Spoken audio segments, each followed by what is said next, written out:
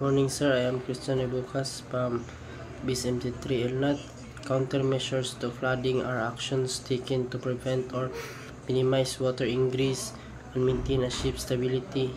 Key components include damage control procedures, standard steps to isolate and control flooding, such as sealing compartments and activating alarms, damage assessment and control, quick evaluations of the damage location, extent and impact, followed by corrective actions.